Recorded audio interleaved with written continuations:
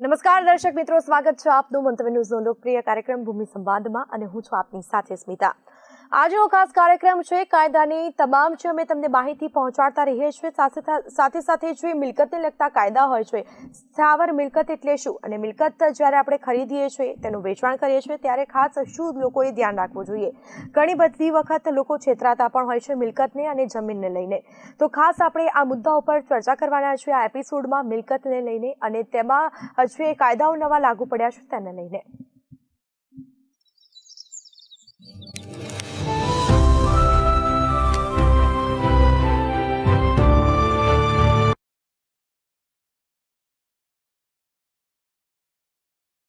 તો ખાસ આપણી જે ચર્ચા કરવાની છે કાયદાને લગતી જે સરસ માહિતી આપે છે અને મિલકતને લગતી સરસ માહિતી આપવા માટે આપણી સાથે સ્ટુડિયોમાં ઉપસ્થિત છે એડવોકેટ નિરંજનભાઈ પંડ્યા।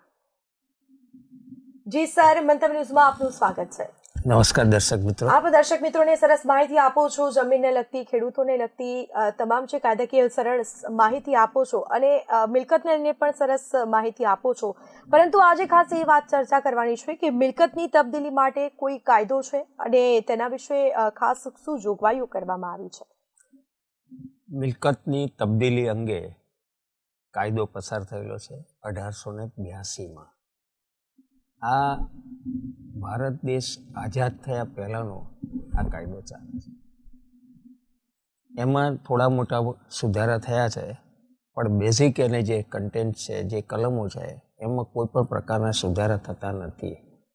એટલે જે કાયદો કેવી રીતે તબદીલ કરવી, મિલકત તબદીલ કરવી હોય એટલે મીન્સ ટ્રાન્સફર, કોઈના ભાગે જાય મિલકત, તો તેની તમામ વિગતો આની સાથે જોડાયેલી છે। અને સાથે સાથે મિલકત નોંધણી એટલે કે રજિસ્ટ્રેશન એક્ટ એ પણ 1908માં જે થયેલો છે એની પણ સાથે કનેક્ટ છે।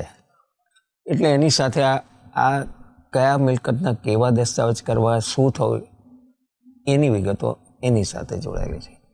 એટલે મિલકત તબદીલી અધિનિયમ અને રજિસ્ટ્રેશન એક્ટ એ બંને પૂરક છે। બંનેમાંથી કોઈ પણ એક એક્ટ ના હોય તો એમાં ઘણી બધી તકલીફો ઉપસ્થિત થતી હોય છે। બિલકુલથી। હવે આપણે જે રીતે કહ્યું કે મિલકત તબદીલી અધિનિયમ જે 1882 છે, આ એક્ટ હજી સુધી લાગુ પડે છે? કેટલાક કાયદા એવા છે કે જે અંગ્રેજો જમાનામાં જે આવેલા છે એ તમામ એઝ ઇટ ઇઝ છે। એમાં જમીન મહેસૂલ કાયદાની વાત કરીએ 1889, એ પણ આજે કેટલા વર્ષો થઈ ગયા, એમાં કોઈ પણ પ્રકારનો સુધારો આજે પણ થયો નથી। સામાન્ય સુધારા થતા જાય છે, બાકી કેટલાક એવા છે કે જેની અંદર આજે પણ એમાં સુધારા કરવા એ પણ અઘરા બનતા હોય છે। હવે આટલા વર્ષો પહેલાં જ્યારે અંગ્રેજોએ આ કર્યું અને એ કાયદાઓ અમલમાં લાયા, એમાં કેટલીક છૂટછાટો આવી, પરંતુ એના જે બેઝિક જે ગણીએ પાયાના જે સિદ્ધાંતો છે, પાયાના કાયદા છે, એ એઝ ઇટ ઇઝ એમ જ રહેલા છે। બિલકુલથી। હવે ખાસ જે સ્થાવર મિલકત છે એ શું હોય છે અને જમીન મકાન વારસાગત જવાબના હક શું હોય છે તેમાં? સૌથી પહેલી વાત એવી કરીએ કે જે સ્થાવર મિલકત એટલે આપણે એમ કહી શકીએ કે મિલકત, એની સાથે જોડાયેલી વસ્તુઓ, દાખલા તરીકે ખેતીની જમીન, તો એની સાથે જોડાયેલી શું વસ્તુઓ આવે કે ઝાડ છે, કેટલીક વાર બોર હોય, કૂવો હોય, આ પણ એની અંદર સમાવેશ થતો હોય છે। પ્રશ્ન એક થાય છે હવે કે એમાં કયા કયા પ્રકારના તબદીલી થતી હોય। દાખલા તરીકે આપણે ખેતરમાં જતો રસ્તો, જેને ઇઝમેન્ટ રાઇટ આપણે જે કહીએ છીએ, એની સાથે મામલતદાર કોર્ટ અધિનિયમ પણ જોડાયેલો છે। અને સાથે સાથે આ જે રોડ છે, રસ્તો છે, એની અંદર કયા પ્રકારની એમને તબદીલી કરવી એ જોવાનું હોય છે। ત્યાર પછી આવે જમીન અને મકાન। તો આ જે જમીન અને મકાન છે એને સીધા વેચાણ દસ્તાવેજ કરવાના હોય અથવા કોઈ રીતે તબદીલી થતી હોય એ પણ કહી શકાય। હવે વાત આવે છે ગીરોની વાત આવે। કેટલીક વાર આપણે અત્યારની જમાનામાં સૌથી વધારે લોનની કામગીરી ચાલતી હોય છે. એટલે એ જે ગીરો છે એ ગીરો કયા પ્રકારનો છે, બેંક ગીરોથી કેવી રીતે થાય, અથવા તમારો મિલકતનો કબજો કોઈ બીજી વ્યક્તિ પાસે હોય, અથવા તો કેટલીક વાર એવું પણ બને માત્ર દસ્તાવેજ હોય. સમજી લો કે એક બેંકમાંથી મેં લોન લીધી છે. હવે એ જે લોન લીધી, બેંક પાસે કબજો નથી હોતો, બેંક પાસે માત્ર આપણા દસ્તાવેજો છે. એટલે એ પ્રકારનું પણ કહી શકાય.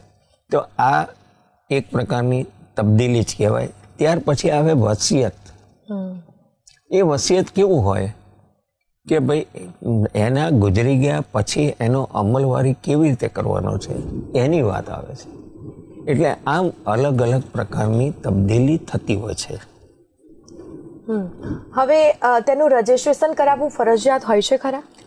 કેટલીક વસ્તુ, હવે આ થોડોક પ્રશ્ન તો લાંબો છે કે રજિસ્ટ્રેશન એક્ટ 17(1) મુજબ, કલમ 17(1) મુજબ એવા દસ્તાવેજ છે, એવી છે કે જેની અંદર નોંધણી કરાવવી જરૂરી છે.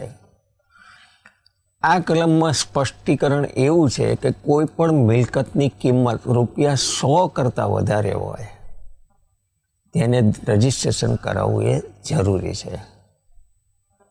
વ્હીલ રજિસ્ટ્રેશન કરાવવું એ જરૂરી નથી, પણ કોઈ પણ પ્રકારે એની અંદર કોઈ કાયદાકીય ગૂંચ ઊભી ના થાય, આંતરિક ઝઘડા ઉપસ્થિત ના થાય, સાક્ષીઓ હોય એટલે એમ ખબર પડે કે ભાઈ આ વ્હીલ સચોટ રીતે થઈ છે, તેમજ રજિસ્ટ્રાર સમક્ષ કરવામાં આવે છે. તો આ રજિસ્ટ્રાર સમક્ષ જ્યારે કરવામાં આવે તેનો મતલબ કે આ ખરાઈને પાત્ર છે. તો આ પ્રકારની તબદીલી હોઈ શકે છે. હવે એવા કયા જ દસ્તાવેજો છે કે જેની નોંધણી કરાવવી ફરજિયાત છે, અને કદાચ જો નોંધણી નથી કરાવવામાં આવતી તો પછી આગળ શું પગલાં લેતી હોય છે કે પછી કોઈ કાર્યવાહી થતી હોય છે એવું? હવે દાખલા તરીકે ઘણીવાર આવું બનતું હોય છે, કેટલીક વાર પાવર ઓફ એટર્નીથી કબજા કરારથી, અથવા તો એવું પણ હોય માત્ર ખરીદી માટેનો બાનાખતનો કરાર, અને તમામ મિલકતને લગતી જેટલી પણ કિંમત હોય એ આપી દેવામાં આવે. હવે જ્યારે મિલકતની કિંમત જેટલી પણ હોય એને આપી દેવામાં આવે અને કબજો પણ જે વ્યક્તિ છે ખરીદનાર એને આપી દેવામાં આવે, તો આવા કિસ્સામાં શું થાય કે રજિસ્ટ્રેશન કરાવવું નહીં, એટલે કલમ 17 મુજબ એમાં ફરજિયાત રજિસ્ટ્રેશનને પાત્ર છે. અહીંયા તમે કિંમત દાખલા તરીકે ₹5 લાખ આપ્યા અને તમે જ્યારે કોર્ટમાં આ ઉપસ્થિત થાય, દસ્તાવેજ ના કરી આપે, તો તેવા કિસ્સાની અંદર તમારે ખરેખર મુશ્કેલી ઉપસ્થિત થતી હોય છે. હવે વાત એવી છે કે એવા કેવા દસ્તાવેજ છે કે જેને આપણે રજિસ્ટ્રેશન કરવું જરૂરી છે. એટલે મિલકત તબદીલી, ત્યાર પછી આવે ગીરો આવે, ભાડાપટ્ટો આપણે જે વાત કરીએ તે આવે. કેટલીક મિલકત એવી હોય કે લોંગ લીઝ જેને કહીએ, લાંબા સમય માટેનો ભાડાપટ્ટો, અને કેટલીક વાર આવે ટૂંકા સમયનો. તો લાંબા સમય માટેનો જે ભાડવતનો હોય હક્કો, તેના કયા પ્રકારના હક્કો આવશે. ત્યાર પછી આવે છે કે કેટલાક મકાનની તમે જ્યારે ભાડે આપો છો, હવે જ્યારે ₹100 કરતાં વધારે છે એની રકમ, ભાડાની રકમ, તો એ તમારે રજિસ્ટ્રેશન કરાવવું જરૂરી છે. અને બીજું, એની અંદર મર્યાદા આપેલી છે કે 12 માસ કરતાં જો નીચે હોય તો તમારે રજિસ્ટ્રેશન કરાવવું એ જરૂરી નથી, પણ હિતાવહ છે. અહીંયા વાત એટલા માટે રજિસ્ટ્રેશનની વાત કરીએ છીએ ત્યારે સાથે સાથે તમારે આ વિગતો ધ્યાનમાં રાખવી જોઈએ. 11 માસ ને 29 દિવસનો ભાડા કરાર કરતા હોય છે, સામાન્ય જોતા હોઈશું, એટલે એ નોટરી અધિકારી પાસે કરાવતા હોય છે. તો જ્યારે એ ભાડાપટ્ટો પૂરો થાય અથવા તો ભાડે આપેલી મિલકતનો સમય પૂરો થાય, તો મકાન માલિકે અથવા માલિકે એને નોટિસ આપવી એ જરૂરી બને છે. બંને પક્ષકારો જો સંમત હોય તો એક્સટેન્શન કરી શકાય છે. હવે જે રીતે ભાડા કરાર કરવામાં આવે છે તો આ ભાડા કરારનું રજીસ્ટ્રેશન કરાવવું ફરજિયાત હોય છે ખરા? જે મેં વાત કરી તે રજીસ્ટ્રેશન ક્યારે કરવું પડે કે જ્યારે તમારે 11 માસ ને 29 દિવસ એટલે 12 માસનો જે સમયગાળો થતો હોય તો તે સંજોગોમાં તમારે રજીસ્ટર્ડ કરાવવું જરૂરી છે. આ એ ભાડા કરારની વાત. પરંતુ ગીરોની બાબતમાં આવે, જ્યારે મિલકત તમે મારી પાસે પૈસા નથી તો હું મારી મિલકત ગીરો કરું છું. હવે જ્યારે ગીરો કરીએ તો એનો પણ રજીસ્ટર્ડ દસ્તાવેજ કરવો એ જરૂરી છે. પહેલાંના વખતમાં શરૂઆતમાં જ્યારે 7 વાર તમે જુઓ અને હકપત્રક જુઓ તેમાં કબજા ગીરો તરીકે લખવામાં આવતું હતું. એટલે કબજા ગીરો એટલે તેનો કબજો સોંપી દેવામાં આવ્યો છે અને તેને માત્ર ખાલી કાગળ ઉપર જે તે વખતે લખતા. અને કેટલીક વાર એમાં પણ એવું બનતું કે જ્યારે 3 વર્ષ કરતાં ઉપર હોય અને તલાટી જે તે વખતે એવું કરતા કે કબજાગીરો હોવાથી એનું નામ સેકન્ડ રાઇટમાં લઈ લે, અથવા તો ઘણીવાર એવું કે ભાઈ આ તો ફર્સ્ટ રાઇટમાં આવી ગયા, ગણોતીઓ સાબિત કરીને અને ગમે તે રીતે એનું કબજેદાર તરીકે નામ લાવતા. એટલે આ બધો પ્રશ્ન પણ થતો હતો. જી બિલકુલ જી.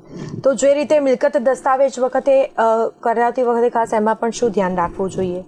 કોઈ પણ મિલકતનો જ્યારે દસ્તાવેજ છે કરો છો તો સૌથી પહેલી વાત તો આવે કે વેચનાર કોણ છે અને ખરીદનાર કોણ છે.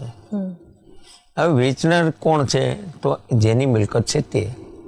હવે ભારતીય કરાર ધારાની નિયમ પ્રમાણે, કાયદા પ્રમાણે કોઈ પણ વ્યક્તિ એક કરાર કરવાને સમર્થ હોવો જોઈએ. દાખલા તરીકે સગીર. હવે સગીરના નામની મિલકત છે તો એ જરૂરી નથી, એ ના કરી શકે. નાદાર વ્યક્તિ છે તો પણ તે પણ, અને માનસિક રીતે કોઈ પીડાતું હોય તેને પણ આ કરી શકતું નથી. આવા સમયે કાં તો એના વાલી કરતા પણ કરી શકે છે. તો સૌથી પ્રથમ તો એ જોવાનું કે આ વેચનાર વ્યક્તિ શું છે, એનું સ્ટેટસ શું છે એ જોવું એ જરૂરી બને છે. બિલકુલ. હવે જે વસિયતનામું છે તેનું પણ રજીસ્ટર્ડ કરવું ફરજિયાત હોય છે? ના, રજીસ્ટ્રેશન કરવું એ સદંતર ફરજિયાત નથી. પરંતુ દરેક વસ્તુની એની જે કાયદાકીય રીતે આપણે ગણીએ કોઈ પ્રશ્ન ઉપસ્થિત ના થાય તો આપણે એની અંદર એ રજીસ્ટ્રેશન કરાવવું જરૂરી બને છે. અગાઉ પણ મેં કીધું એ પ્રમાણે કલમ 17(1) મુજબ 1(2) મુજબ એ રજીસ્ટ્રેશનને પાત્ર નથી. પરંતુ હાલના તબક્કે જો આપણે વાતોચીતો કરીએ તે મુજબ ઘણા એવા પ્રશ્નો ઉપસ્થિત થાય છે કે જેને કારણે મિલકતને લગતા એટલા બધા ઝઘડા થાય છે કે ઘણા માણસો આના કિંમત એટલી બધી વધી જાય અને એને કારણે એ મિલકતની કિંમત કોડીની થઈ જતી હોય છે. એટલે આંતરિક ઝઘડા ના થાય એને માટે આપણે રજીસ્ટ્રેશન કરાવવું એ જરૂરી છે. હવે જે રીતે દસ્તાવેજ નોંધણી કરાવવા માટે કેટલા સમયમાં તેની નોંધાવવું પડે છે જે દસ્તાવેજ નોંધણી કરાવવાની હોય છે, અને જેના ઉપર ફ્રેન્કિંગ કરાવી લીધેલ હોય તો તે માટે ખાસ શું કરવું જોઈએ? સૌથી પહેલો ક્વેશ્ચન એમ કહેવાય કે જ્યારે કોઈ પણ દસ્તાવેજ કરવાનો છે એટલે હું ફ્રેન્કિંગ કરાવીને જે મિલકતની કિંમત છે, દાખલા તરીકે મિલકતની કિંમત 10 લાખ રૂપિયા છે. હવે આ જે 10 લાખ રૂપિયાની ઉપર મારે રજીસ્ટ્રેશન એક્ટ મુજબ જંત્રી પ્રમાણે મારે સ્ટેમ્પ ડ્યુટી ભરવાની થતી હોય છે.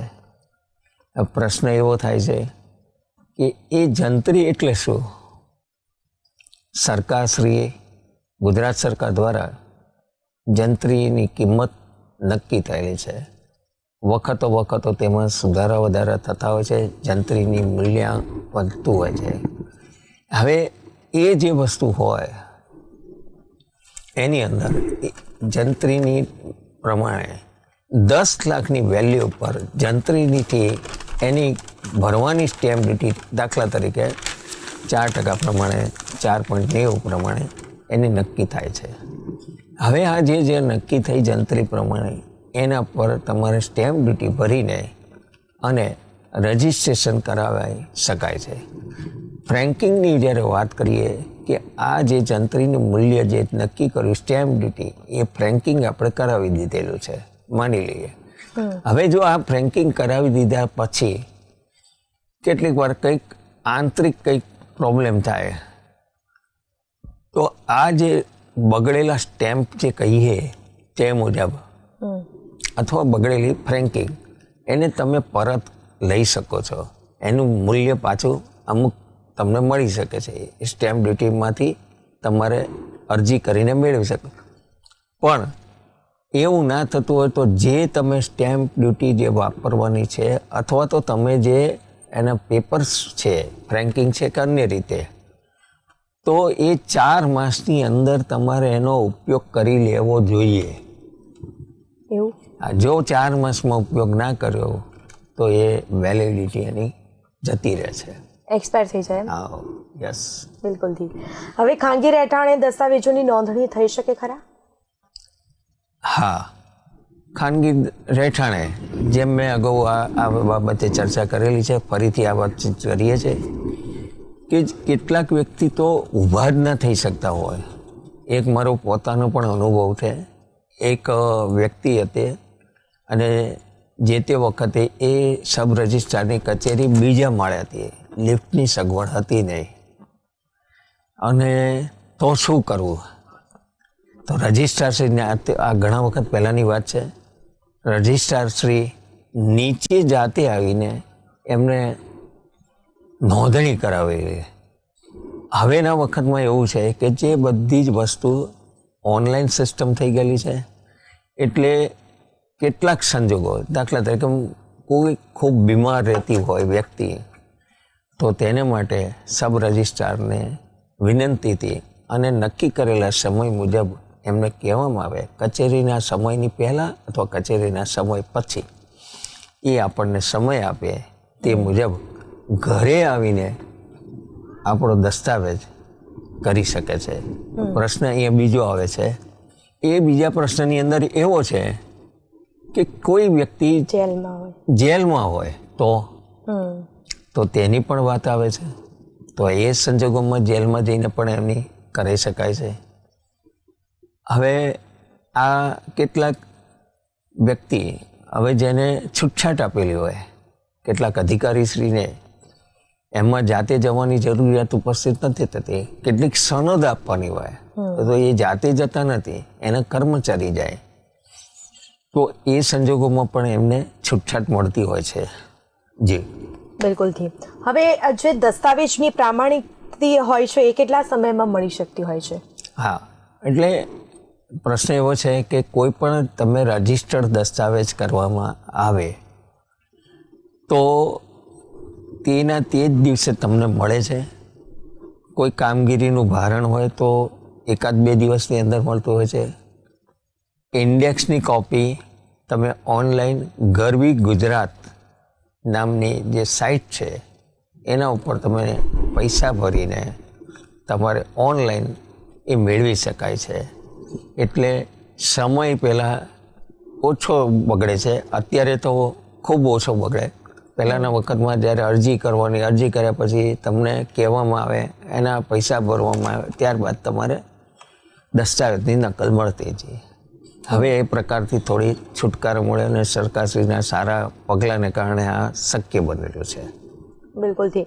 હવે બોજો દાખલ થયો હોય તો તેની કોઈ નકલ મળી શકે ખરા પછી આપણને? હા, કોઈ દાખલા તરીકે ઘણીવાર એવું બને કે જ્યારે કોઈ પણ મિલકતને લગતો દસ્તાવેજ થાય તો એ દસ્તાવેજ પર ત્યારે લોન લીધી હોય કે ફર્નિચર બનાવવા માટેની લોન, તો એવા દસ્તાવેજની નોંધણીની જો લીધી હોય તો એ પ્રકારે તમે એને બોજાની જે નોંધ પાડવાની હોય ના પડી હોય, પરંતુ માલિક આપણને જણાવે કે મેં આ બેંકમાંથી લોન લીધી છે તો એ દસ્તાવેજ જ્યારે રજિસ્ટર થયો હોય તો તમે લઈ શકો છો. ને આ એક પબ્લિક રેકોર્ડ કહેવાય. પબ્લિક રેકોર્ડ કોઈ પણ વ્યક્તિ માગી શકે, ખરીદનાર પણ માગી શકે, અન્ય વ્યક્તિ પણ માગી શકે. એવું જરૂરી નથી કે માત્ર ખરીદનાર કે વેચનાર જ માગી શકે. હવે જે રેકોર્ડ શોધ છે એ શેની માટે હોય છે ને કે કેમ થાય છે? રેકોર્ડ શોધ એટલે જે શોધ છે, આપણે ઘણીવાર 1952થી જે દસ્તાવેજો થયા હોય, કેટલા અને કેવા પ્રકારના થયા છે, ક્રમાનુસાર કે એમાં શું શું ફેરફાર થયો. દાખલા તરીકે એક વાત કરીએ, સૌથી પહેલાં તો એણે પોતે જમીન લીધી હોય અથવા વારસાગત મળી છે. જો ખરીદી હોય તો એનું રજિસ્ટ્રેશન થયું હોય, રજિસ્ટ્રેશન થયા પછી એને વારસાઈ થઈ હોય, વારસાઈ પહેલાં એણે વિલ કરેલું હોય તો વિલ પ્રમાણે કદાચ રજિસ્ટર્ડ થયું હોય તો તેની નકલ મળે, બોજો ઉપસ્થિત થયો હોય તો તેની વિગત મળે, અન્ય કોઈ વિવાદ ચાલતા હોય અને જો નોંધણી થઈ હોય તો તેની પણ વિગત મળે, સમાધાન કરાર થયો હોય તો એ રજિસ્ટર્ડ થયો હોય તો તેની નકલ પણ મળી શકે. આ બધી વસ્તુ શું છે કે આપણે જ્યારે એની અંદર માંગણી કરીએ અથવા આપણે રેકર્ડની શોધ કરીએ, રેકર્ડ શોધ કરવા માટે એક પ્રકારની ફી ભરવાની છે. એ ફી ભરીને તમે ત્યાં આગળ જઈને માંગણી કર્યા મુજબનું રેકર્ડ તમને મળે. એમ કરતાં કરતાં તમે તમામ મિલકતના હક એ મેળવી શકાય છે. બિલકુલથી. તો આટલા બધા આપણે જે સવાલ જવાબ કર્યા, આશા રાખીએ કે દર્શક મિત્રોને ખબર પડી જ ગઈ હશે. પરંતુ ખાસ શું ધ્યાન રાખવું જોઈએ મિલકતને લઈને દર્શક મિત્રોએ? દર્શક મિત્રોએ ખાસ કોઈ પણ જમીન ખરીદો, મકાન ખરીદો તો તેની અંદર જે સૌથી અગત્યની વાત કે તમે મિલકતને લગતા દસ્તાવેજોની ચકાસણી કરવી જોઈએ. બે રીતે થાય, એક સબ રજિસ્ટ્રાર કચેરીમાં થાય અને બીજું ઈ ધારા જે અત્યારે આપણે કહીએ મામલતદાર કચેરીમાંથી તમામ રેકોર્ડ મેળવવા જોઈએ અને ત્યાર પછી જ આપણે જમીન કે મકાન ખરીદવું જોઈએ. એક્સપર્ટની પણ સલાહ લઈ ખરીદી શકાય. બિલકુલથી. તો અમારા દર્શક મિત્રોને સરસ મિલકતને લઈને માહિતી આપી કે રજિસ્ટ્રેશન કરાવવું કે નહીં, પછી જે સ્થાવર મિલકત હોય છે તેની નોંધણી કરાવી કે નહીં, તે બદલ આપનો ખૂબ ખૂબ આભાર. નમસ્કાર દર્શક. તો ખાસ આ એપિસોડમાં મિલકતને લઈને ઘણી બધી ચર્ચાઓ કરી છે. ફરી મળીશું નવા મુદ્દા સાથે. મને રજા આપજો. નમસ્કાર.